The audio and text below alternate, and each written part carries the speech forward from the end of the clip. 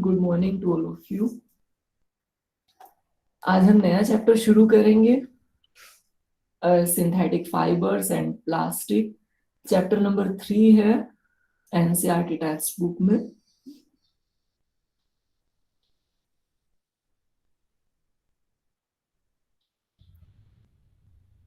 तो हमारा next chapter है सिंथेटिक फाइबर्स एंड प्लास्टिक्स।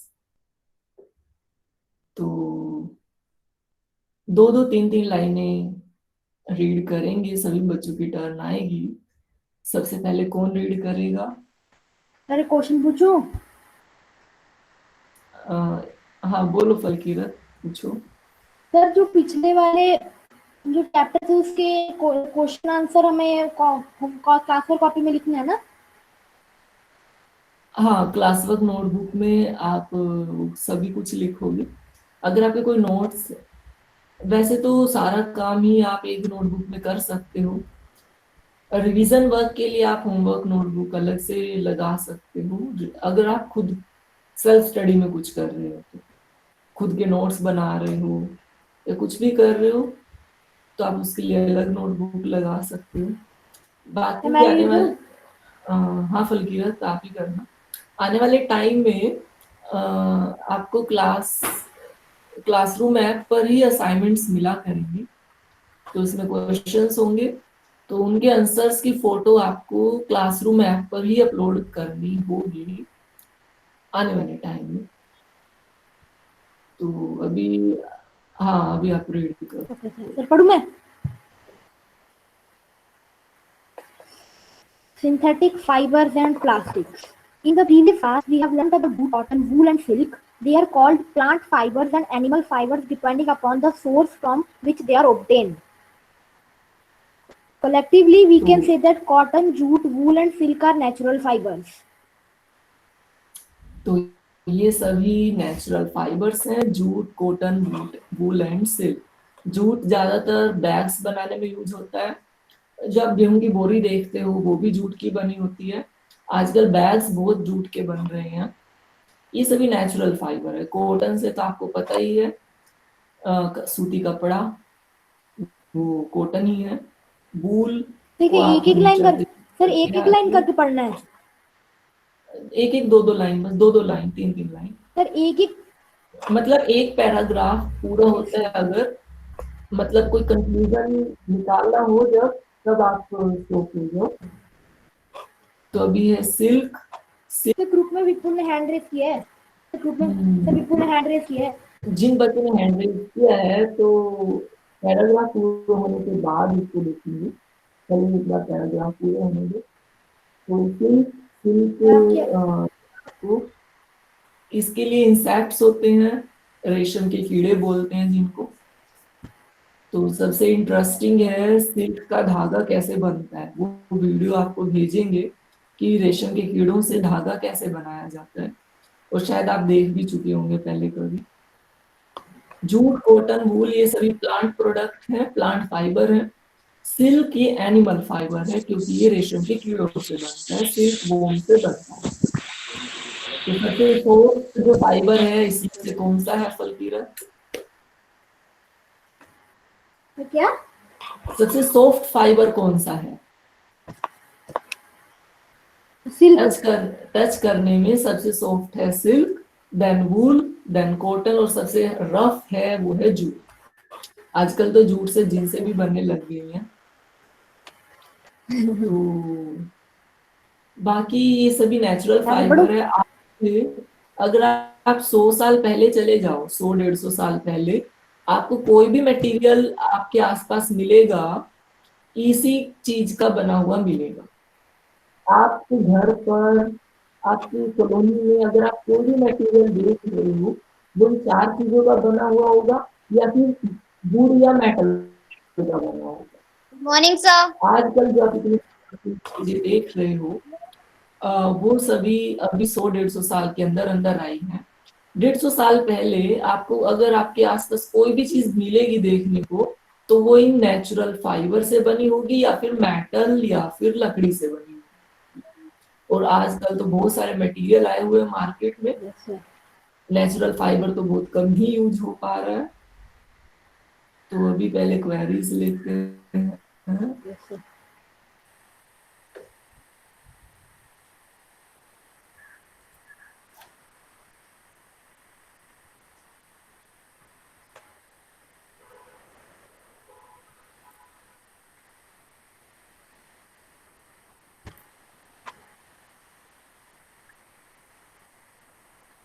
एक सेकेंड।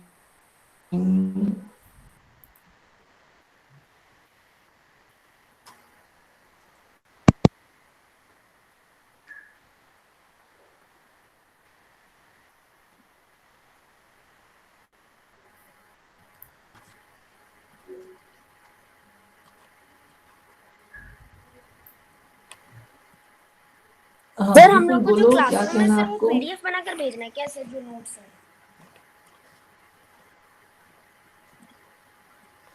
देखो, जैसा आपको ठीक लगे, फोटो भेज अपलोड करना चाहो क्लासरूम ऐप पर ही करना है।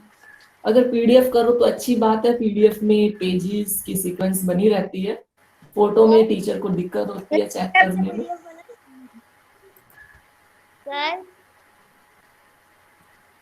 बोलो हाँ बोलो सर विपुल। किस ऐप से पीडीएफ बनाएंगे हम? सर कैम थोड़ा सा एडोब एडोब स्कैनर है, उससे बना सकते हो आप। एडोब स्कैनर से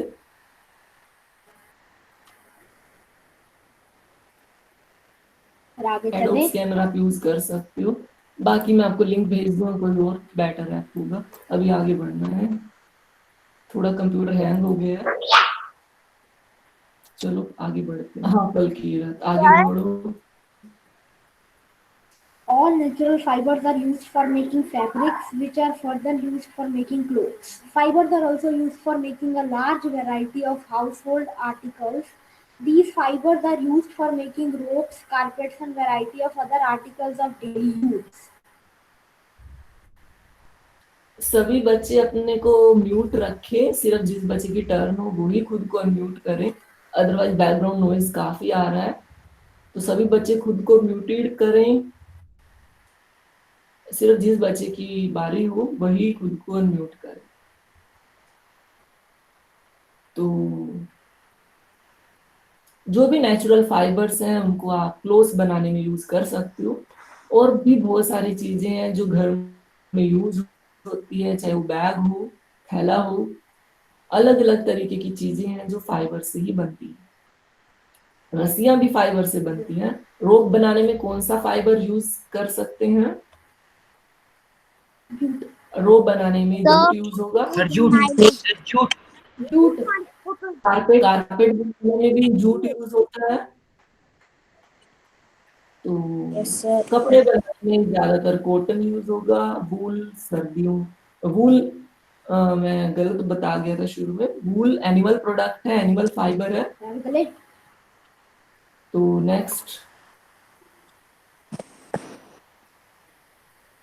फलकीरत, नेक्स्ट।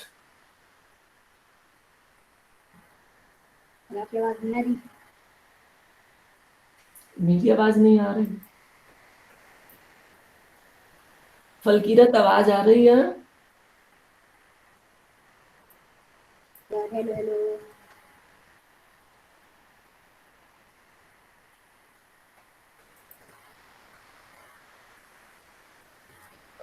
फलकीरत को आवाज नहीं आ रही, तो और कौन बच्चा रीड करेगा?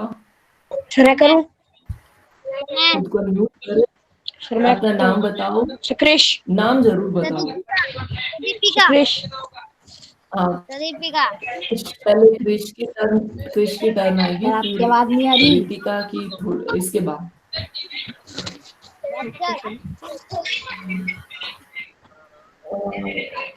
क्रिश आवाज क्लियर है? नहीं सर बीच बीच में कट रही है आपकी आवाज।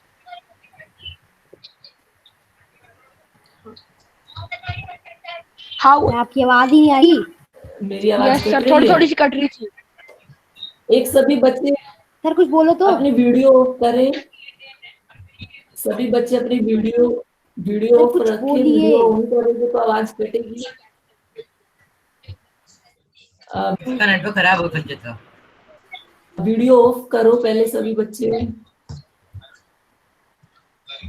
हाँ क्रिश, चलो However, रीड the करो। demand for fibers and fabrics is so large that natural fibers are insufficient to fulfill it. To meet this demand, synthetics have developed artificial fibers. These fibers are commonly called synthetic scientific fibers or man-made fibers.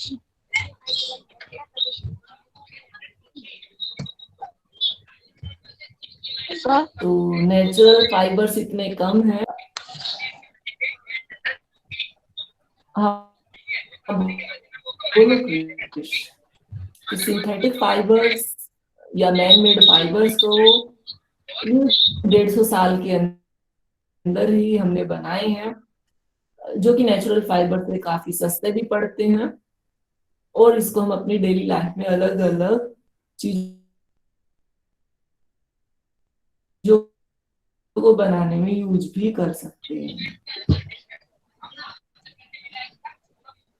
Next, synthetic fibers. Let us consider certain examples.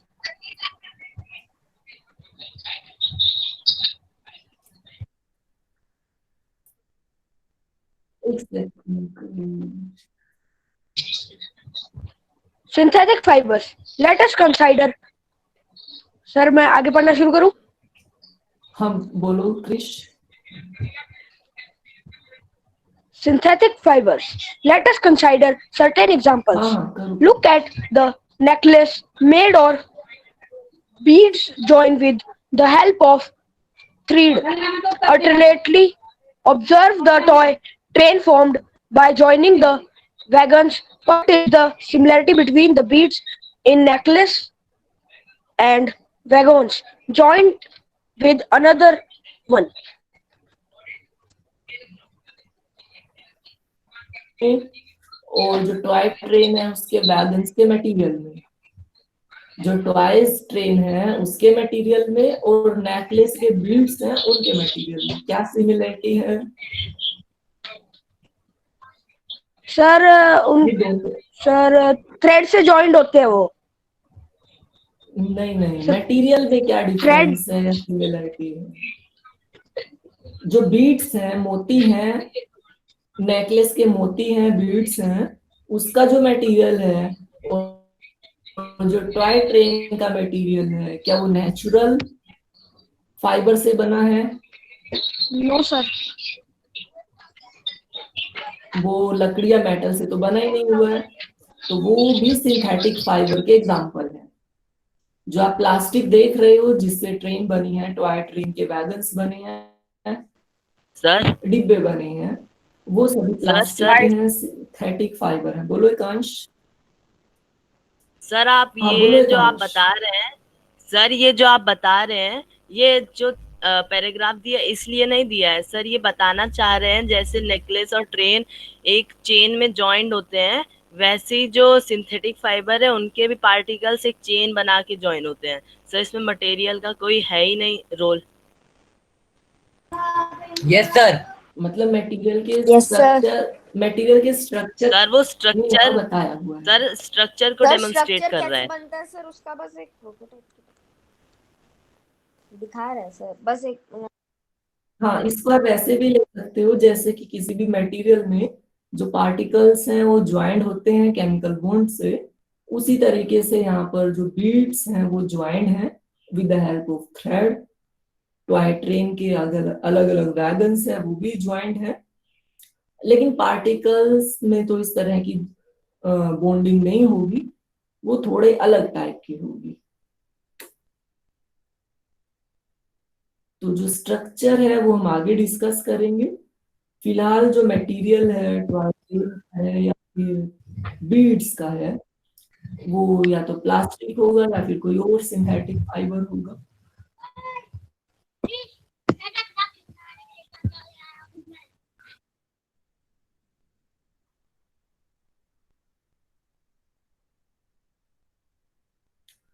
Eighth class में आप बच्चों ने molecules word पहले नहीं पढ़ा होगा, eighth class तक। Ninth class में जाकर आप ये वर्ड पढ़ पाओगे। फिलहाल आपको बस यही याद रखना है, कोई भी मटेरियल है वो बहुत ज्यादा टीनी पार्टिकल से बना है, जिनको हम नेक्ड आई से या सिंपल माइक्रोस्कोप से, कंपाउंड माइक्रोस्कोप से भी नहीं देख सकते हैं। इन स्मॉल पार्टिकल्स को हम कहेंगे मॉलिक्यूल्स, जो कि एक दूसरे के साथ जब ज्वाइंट होंगे तब वो फॉर्म में हमें दिखाई देगा, जो हम इन आंखों से देख सकते हैं।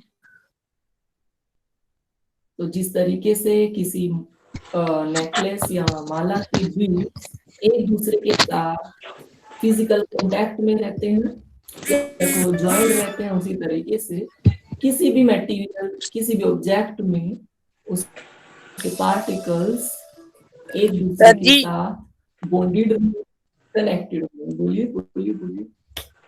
सर आपकी बुक लग गया क्या? पहले एक बार नाम बता दो।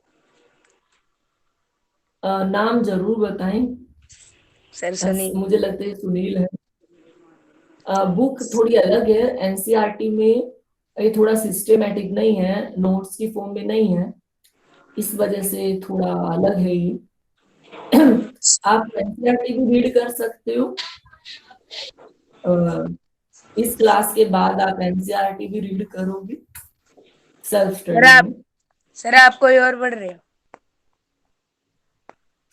है ये आपका ही सिलेबस है, ये यस। सिर्फ थोड़ा सिस्टमेटिक वे में है, नोट्स की फॉर्म में है। ये मैं आपको पहले शेयर कर चुका हूँ ग्रुप में, ये वाली पीडीएफ। तो कौन सी बुक है? ये कौन सी बुक है, बुक का नाम मैं आपको बाद में बता दूं, अभी मुझे याद नहीं आ रहा है, ग्रुप में मैसेज कर दूंगा। तो अभी शुभम आप रीड करोगे? नेक्स्ट अभी आप रीड करो। तो मेरी बारी थी। किसकी बारी थी? रितिका? दीपिका। नाम बताओ आपका। दीपिका, चलो दीपिका की कर। दीपिका आप रीड करो। It was found that natural fiber are made from simple molecules called monomers. These monomers join in a large number to form a long chain molecule called polymer. A synthetic fiber is also a chain of small units joined together. ये paragraph आप में से एक बच्चे को ही मुश्किल समझ आया होगा, एक दो बच्चों को ही। तो इससे रिलेटेड आपको एक पिक्चर दिखाते हैं, बिना पिक्चर के आपको ये पैराग्राफ समझ भी नहीं आएगा।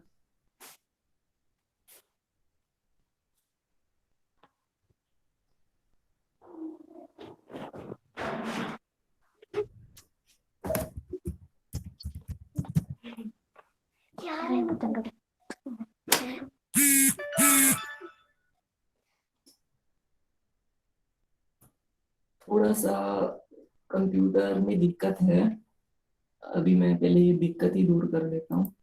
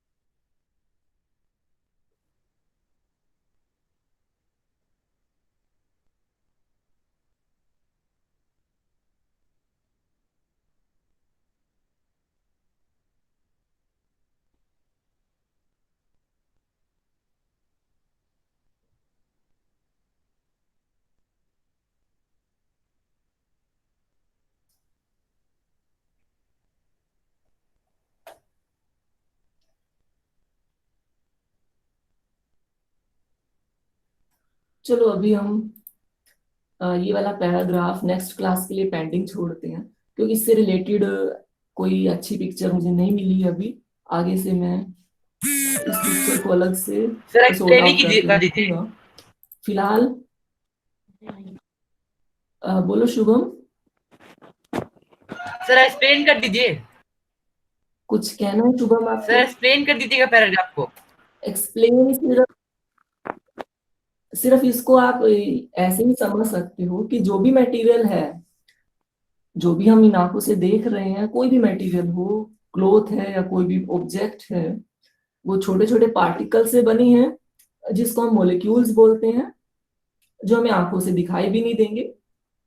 फिलहाल वैसे मॉलिक्यूल के अंदर सब पार्ट्स हैं, वो फिलहाल हम डिस्कस अभी नहीं करेंगे। फिलहाल आपके लिए यही काफी है कि सभी ऑब्जेक्ट्स जिन टीनी पार्टिकल से बनी हैं उसको ये मॉलिक्यूल्स कह सकते हैं, और जो ग्रुप ऑफ मॉलिक्यूल है उसको हम मोनोमर कह सकते हैं।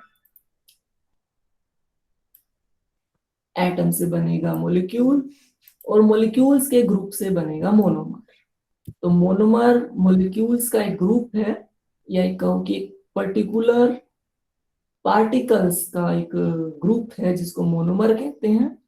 डिफरेंट मोनोमर या डिफरेंट ग्रुप ऑफ मॉलिक्यूल्स जब केमिकली ज्वाइंट होंगे तब बनेगा पॉलीमर। तो इस सीक्वेंस को आप ऐसे देख सकते हो, एटम से बनेगा मॉलिक्यूल, और मॉलिक्यूल से बनेंगे मोनोमर, और मोनोमर से बनेगा पॉलीमर।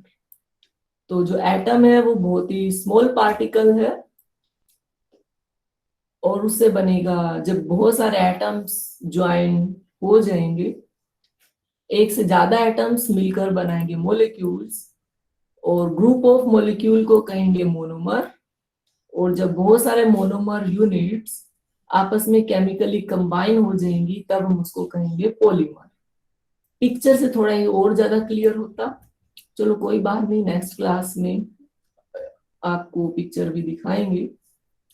तो फिलहाल आपके लिए यही काफी है कि जो पॉलीमर है वो लॉन्ग चेन स्ट्रक्चर्स हैं।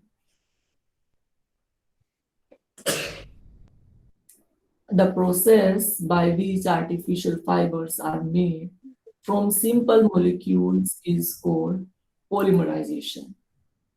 सिंथेटिक फाइबर बनाने के लिए या को आर्टिफिशियल फाइबर बनाने के लिए हम जो रॉ मटेरियल यूज करेंगे उसकी जो स्ट्रक्चर होगी बहुत ही सिंपल होगी, लेकिन उसको हम थोड़ा कॉम्प्लिकेटेड करेंगे by joining the different chains of molecules, और इस प्रोसेस को हम कहेंगे polymerisation. Man-made polymers have been developed to meet ever-increasing demands of the modern civilization. तो जो भी man-made polymers बनाए गए हैं, जिनको हम सिंथेटिक फाइबर्स भी कह सकते हैं, इनका पर्पस ही है हमारी जो डेली डिमांड बढ़ रही हैं अलग अलग मटेरियल की, उसको पूरा करना।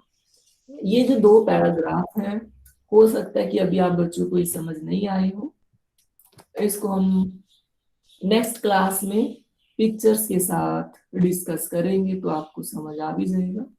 Yes sir. फिलहाल हम करते हैं different types of synthetic fibre. अच्छा, एक नेचुरल फाइबर डिस्कस करना हमारा रह गया, वो है नेचुरल रबर। तो कौन सा? जो इरेजर आप यूज करते हो पेंसिल के मार्क को रब करने के लिए, वो नेचुरल फाइबर है या सिंथेटिक फाइबर है? बताओ विपुल। नेचुरल। पक्का? Yes sir. जो रबर आप इरेज करने के लिए यूज कर रहे हो वो नेचुरल फाइबर नहीं है, उसमें सल्फर की इम्प्योरिटी है, वल्कनाइज्ड रबर है, मतलब उसमें सल्फर की इम्प्योरिटी आप कह सकते हो है, बिल्कुल प्योर नेचुरल नहीं है। क्योंकि जो प्योर रबर होगी जो आपको प्लांट से मिलेगी वो बहुत ज्यादा हार्ड होगी। सर वो नेचुरल नहीं है तो सिंथेटिक है। वो आप उसको सेमी सिंथेटिक बोल सकते हो, क्योंकि उसमें ज्यादा इम्प्योरिटी ऐड नहीं की गई है, थोड़ी सी इम्प्योरिटी ऐड की गई है, तो आप उसको सेमी सिंथेटिक कह सकते हो, मतलब नेचुरल और सिंथेटिक का मिक्सचर। तो उसको हम वल्केनाइज्ड रबड़ बोलते हैं, क्योंकि उसके अंदर सल्फर की इम्प्योरिटी होती है, उसके अंदर सल्फर ऐड किया गया होता है, जिससे उसकी इलास्टिसिटी भी बढ़ जाती है, उसका लचीलापन भी बढ़ जाता है, फ्लेक्सिबिलिटी बढ़ जाती है। तो आप जो रबड़ यूज करते हो वो वल्कनाइज्ड रबड़, बल्कि जो आपके फ्लोटर्स हैं, चप्पल हैं, सैंडल्स हैं, जूते हैं, उनको बनाने में भी वल्कनाइज्ड रबड़ यूज होती ही रहती है। प्योर रबड़ तो बहुत मुश्किल ही कहीं यूज होती होगी, हमेशा सेमी सिंथेटिक रबड़ ही यूज होगी। तो नेक्स्ट है different types of synthetic fibres. तो मैं पढ़ूं? हाँ पढ़ो Deepika. Let us study about सबसे the सबसे पहले मैं आपको टाइप्स बता देता हूँ एक बार सिंथेटिक फाइबर या आर्टिफिशियल फाइबर्स के। yes. कॉटन, जूट वगैरह तो आपने अभी पढ़े ही थे। उसके अलावा जो मैन मेड फाइबर है वो है, पहला है रेयोन, फिर दूसरा है नायलॉन, और तीसरा है टेरुलिन, फोर्थ है पॉलीइथीन टेट्राफिलेट, फिफ्थ है एक्राइलिक फाइबर, एक्रिलोन। एक सभी बच्चे अपने को म्यूटेड रखे जिनके बैकग्राउंड में नॉइज हो। तो ये सभी सिंथेटिक फाइबर्स के कुछ मेन एग्जांपल्स हैं, इसको हम वन बाय वन डिस्कस करते जाएंगे। सबसे पहले है रेयोन। रेयोन क्या है? You have already read in class 7 that silk fiber obtained from silkworm was discovered in China. Fabric obtained from silk fiber was very costly. Its structure was very beautiful. Attempts एक second. जो silk वोम से जो आपको fibre मिलेगा, रेशम का धागा, वो वैसे तो बहुत सॉफ्ट है और उसकी डिमांड भी काफी है, लेकिन वो इतना ज्यादा महंगा है कि हर एक के लिए अफोर्ड कर पाना मुश्किल है। तो जब भी कोई चीज सस्ती बनानी हो तो उसमें कौन सी कंट्री आगे रहती है? सर कितना पैसा होगा उसका? Sir China. तो जब भी कोई सस्ती चीज बनानी हो तो चाइना उसमें आती है। तो सर मतलब आपने बोला कि महंगा होगा, तो सर कितना महंगा होगा? रेशम का कपड़ा इतना महंगा है कि एक रुमाल अगर आप रेशम का बनाते हो तो वो भी 600, 500, 600 रुपए का एक रुमाल हैंकी बनेगा आपका। सर इससे अच्छा तो दुकान ये 20 रुपए का। 10-20 रुपए का आपका कॉटन का आ जाएगा या किसी और फाइबर का आ जाएगा, लेकिन रेशम का आपको थोड़ा महंगा पड़ेगा क्योंकि इसके लिए बहुत सारे रेशम के कीड़ों की बलि चढ़ती है। इसकी वीडियो आपको भेजेंगे कि सिल्क फाइबर कैसे बनता है रेशम के कीड़ों से, सिल्क वॉर्म से। बहुत सारी कोशिशें की गई कि इसका कोई सब्स्टिट्यूट मिले, कोई अल्टरनेटिव फाइबर मिले जिसको हम सिल्क की जगह यूज कर पाए, सस्ता हो लेकिन प्रॉपर्टीज, क्वालिटी सिल्क जैसी ही हो लगभग। दीपिका नेक्स्ट रीड करो। attempts were made to make silk artificially, and scientists were successful in their attempts. By the end of the 19th century, a fiber having properties similar to that of silk was obtained by chemical treatment of wood pulp. This fiber was called rayon or artificial silk. जो natural silk है वो बनेगा रेशम के कीड़ों से, silk worm से, लेकिन जो ये आर्टिफिशियल सिल्क है जिसको हम रेयोन भी कह रहे हैं, ये बनेगा वुड पल्प से।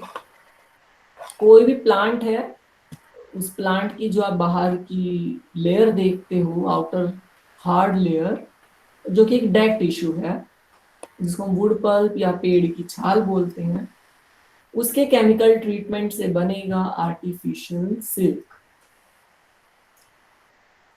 और इसके लिए रॉ मटेरियल क्या क्या यूज किया जाएगा? The raw material used in the preparation of rayon is would cellulose, जो कि आपको वुड पल्प से मिलेगा, जो कि एक नेचुरल फाइबर है। ये कोई एनिमल प्रोडक्ट नहीं है, जबकि जो नॉर्मली जो सिल्क है वो एनिमल प्रोडक्ट है क्योंकि सिल्कवॉर्म से बना है। लेकिन जो आर्टिफिशियल सिल्क है वो प्लांट प्रोडक्ट है, वो एनिमल प्रोडक्ट नहीं है। तो वुड सेलुलोज के केमिकल ट्रीटमेंट से बनेगा आर्टिफिशियल सिल्क। दीपिका अभी आप स्टॉप करें, अभी थोड़ा टाइम कम है इसलिए मैं ही रीड कर देता हूँ। This natural fiber is processed to obtain silk like fiber। तो जो आर्टिफिशियल सिल्क बनेगा वो बिल्कुल ओरिजिनल सिल्क की तरह ही दिखाई देगा 95%। 100% तो नहीं हो सकता है, 95% भी अगर मैच कर जाए तो भी काफी है। Therefore, rayon is sometimes called regenerated fiber। तो इसको आप रीजनरेटेड फाइबर भी बोल सकते हो क्योंकि सेलुलोज को मॉडिफाई करके बनाया जाता है। Rayon is not truly an artificial fibre because it's raw material is a natural fibre. इसको बनाने की प्रोसेस में केमिकल्स यूज होते हैं, लेकिन जिसका रॉ मटेरियल है वो नेचुरल है, नेचुरल प्लांट प्रोडक्ट यानी कि सेलुलोज है। तो इसको आप पूरी तरह से आर्टिफिशियल नहीं भी कह सकते हो, लेकिन क्योंकि ये मैन मेड है तो इसको सिंथेटिक फाइबर की कैटेगरी में हम रखेंगे। आजकल ज्यादातर सॉफ्ट कपड़े जो आप पहन रहे हो, देख रहे हो, सब रेयोन से बने हैं। प्योर सिल्क से बने कपड़े तो आपको स्पेशल ऑर्डर पे ही मिलेंगे। मार्केट में 99.9% कपड़े आपको आर्टिफिशियल सिल्क से ही बने मिलेंगे। अब इसके यूजेस क्या है? ऑब्वियस है कि जबकि ये नेचुरल सिल्क की कॉपी है तो जो सिल्क के यूज हैं वही यूज रेयोन के भी होंगे। Rayon can imitate the feel and texture of silk. तो जो रेयोन है वो कॉपी है, वैसा ही फील और टेक्सचर देगा जैसा कि प्योर सिल्क का होता है या वूल का होता है, कॉटन लाइन का होता है। कई बार इसको मिक्स कर देते हैं कॉटन के साथ भी, जिससे बेडशीट्स बनाई जा सके, और कई बार इसको वूल के साथ भी मिक्स करके कारपेट्स भी बनाए जा सकते हैं। तो रेयोन को भी बहुत प्योर फॉर्म में बहुत कम यूज किया जाएगा, इसके साथ कॉटन या वूल को मिक्स करके एक और ही तरह का फाइबर मटेरियल तैयार किया जाएगा। Rayon fabrics are smooth, cool and comfortable. सभी बच्चे खुद को म्यूटेड करें। दीपिका आप म्यूटेड हो तो म्यूटेड ही रहें। Rayon fabrics are smooth, cool and comfortable. तो गर्मियों के हिसाब से भी ठीक है, ये इतना हार्ड भी नहीं कि गर्मी में ना पहना जा सके, तो ये कूल है। Rayon can be easily died in a wide range of colours. Rayon को आप इजिली डिफरेंट डिफरेंट कलर्स दे सकते हो। कॉटन को अगर आप कोई कलर देते हो, सूती कपड़े में अगर आप कोई भी डाई चढ़ा देते हो, तो आप देखोगे कि सूती कपड़ा बहुत ज्यादा कलर को लूज करता है वॉशिंग के टाइम। लेकिन जो रेयोन है, इस पर अगर कोई कलर चढ़ गया, एक बार आपने इसको डाई कर दिया, तो ये कई धुलाइयों तक, कई वॉशिंग्स के बाद भी अपना कलर लूज नहीं करेगा। कॉटन के कपड़ों को धोते हुए आपको सावधानी रखनी पड़ती है कि उसको अकेले ही धोना पड़ता है, क्योंकि कॉटन के कपड़े अपना रंग लूज कर देते हैं। तो कॉटन पे आप कोई भी कलर चढ़ा दोगे तो वो इतना परमानेंट नहीं है जितना कि रेयोन पर कलर रहता है। अब सेकंड यूज है It is used in making aprons, जो भी आप कपड़े पहनते हो उसको बनाने में इसका यूज है। Dresses, jackets, lining, suits, hat, ये सभी रेयन से बना सकते हैं। It is widely used in industries, for example, in surgical products and in tire coats. तो बहुत सारे मेडिकल प्रोडक्ट्स बनाने में रेयन का हम यूज कर सकते हैं। कोट, स्ट्रिंग्स बनाने में भी इसका हम यूज कर सकते हैं। जूट के साथ साथ आप रेयन से भी स्ट्रिंग बना सकते हो। आजकल राखियां बनाने में भी सिंथेटिक फाइबर का बहुत यूज किया जा रहा है। किसी बच्चे की क्वेरी है तो वो खुद को बीच में अनम्यूट कर सकता है। एक साथ अगर सभी बच्चे अनम्यूट करेंगे फिर तो नॉइज बढ़ जाएगा, लेकिन बीच बीच में आप खुद को म्यूट अनम्यूट कर सकते हो। सेकंड फाइबर है nylon. It is a truly artificial fibre, क्योंकि इसको बनाने में कोई भी natural product, natural raw material use नहीं किया जाएगा। It doesn't use any natural fiber as its raw material. It doesn't use any natural fiber as its raw material. It is the first fully synthetic fiber. जो आपकी जुराबे हैं, socks हैं, उसमें जो fibre use किया गया है वो नायलॉन की है। नायलॉन जितना मजबूत फाइबर मुश्किल ही आपको कहीं मिलेगा, तो नेचुरल की जो स्ट्रेंथ है, नायलॉन की जो स्ट्रेंथ है वो बहुत ज्यादा है as compare to other fibres. तो इसको ऐसे कामों में यूज किया जा सकता है जहां पर बहुत ज्यादा स्ट्रेंथ रिक्वायर्ड हो फाइबर की। It is highly elastic, tensile and has silk like appearance, so it is used in carpets and socks. जुराबों में तो आप इसको डेली देखते ही होंगे, इसको यूज किया जाता है। कारपेट्स बनाने में भी इसको यूज किया जा सकता है। देखने में आपको सिल्क जैसा लगेगा, लेकिन जिसका टच है वो सिल्क जैसा नहीं होगा, सिल्क से थोड़ा सा रफ होगा। इतना भी रफ नहीं होगा, होगा स्मूथ ही, लेकिन सिल्क जितना स्मूथ टच नहीं होगा। अपीयरेंस सिल्क जैसी आपको दिख सकती है। Nylon is used in many military applications like ropes, parachutes, etc. रस्सियां बनाने में तो नायलॉन का बहुत ज्यादा यूज किया जाता है। जो जूट से बनी रस्सियां हैं वो इतनी मजबूत नहीं होती जितनी मजबूत नायलॉन से बनी रस्सी होती है। नायलॉन से बनी रस्सी लोहे से बनी रस्सी से भी स्ट्रॉन्ग हो सकती है। लोहे की वायर से बनी रस्सी से भी ज्यादा स्ट्रॉन्ग हो सकती है नायलॉन से बनी रस्सी, इतना ज्यादा ही मजबूत होता है। आप इस पर हाथी को भी लटका सकते हो। क्रेन में भी नायलॉन से बनी रस्सियां यूज की जाती हैं। पैराशूट्स बनाने में भी इनका यूज है। बोलो, पहले नाम बताओ अपना।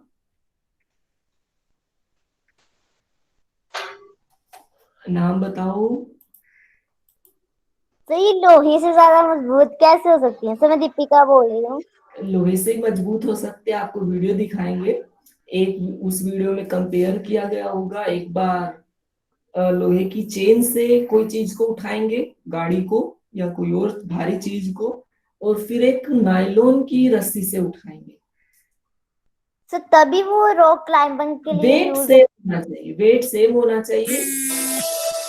कंपैरिजन के लिए वेट आपको सेम रखना है दोनों रोप्स का, तभी आप कंपेयर करोगे। ऐसे नहीं कि आप जो चेन लोगे आयरन की वो मोटी ले लोगे, नहीं, वेट सेम होना चाहिए। अगर सेम वेट के लिए नायलॉन की रस्सी ज्यादा स्ट्रोंग होगी। और कुछ कहना है Deepika? No sir. Okay okay. It is highly durable and its fiber are used for making seat belts, tire cords, clothes etcetera. Seat belt, जो आपकी गाड़ियों की सीट बेल्ट है, वो भी नायलॉन से बनाई जाती है। तो जब भी आपको धक्का लगेगा, शॉक लगेगा गाड़ी में, तो नायलॉन ही आपको बचाएगा चोट लगने से। नायलॉन की जगह अगर आप लेदर या कोई और मटेरियल की सीट बेल्ट यूज करोगे तो वो आपको धोखा दे सकती है।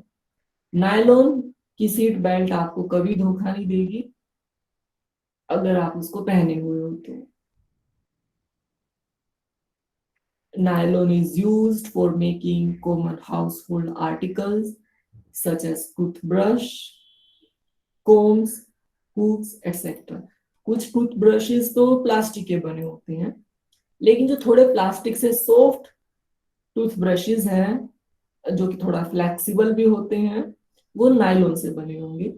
प्लास्टिक के टूथब्रश से थोड़ा महंगे होंगे जरूर। कोम ज्यादातर आपको प्लास्टिक के बने हुए मिलेंगे, लेकिन कई कोम नायलॉन से भी बने मिलेंगे आपको। जो प्लास्टिक के कोम हैं वो आपके बाल रफ ड्राई हेयर्स में इतना अच्छे नहीं रहते हैं, क्योंकि चार्ज डेवलप हो जाते हैं उनके बहुत ज्यादा। नायलॉन से बने कोम आपके हेयर के लिए ज्यादा ठीक है, ड्राई हेयर्स के लिए। हुक्स बनाने में भी इनका यूज किया जा सकता है। हुक्स वैसे तो मेटल के बनते हैं, लेकिन आजकल मार्केट में नायलॉन से बने हुक्स भी आए हुए हैं। तो रस्सी बनाने में तो देखो इसका बहुत यूज होता ही है, वो हमने अभी डिस्कस किया ही है। साथ ही फिशिंग नेट्स बनाने में या मॉस्किटो नेट बनाने में भी इसका यूज होता है। जहाँ मच्छरदानी देखते हो जिसमें मॉस्किटो ट्रैप्स हो जाते हैं, या फिर मॉस्किटो उसके पार नहीं जा सकते हैं, ऐसे बहुत सारे नेट्स मार्केट में अवेलेबल हैं, वो सभी नायलॉन से बने हैं, ना कि प्लास्टिक से।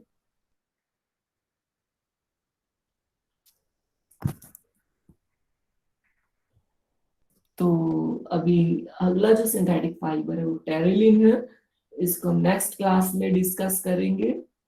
अभी टाइम पूरा हो चुका है। जाने से पहले किसी बच्चे की कोई क्वेरी है तो वो अभी पूछ सकते हैं।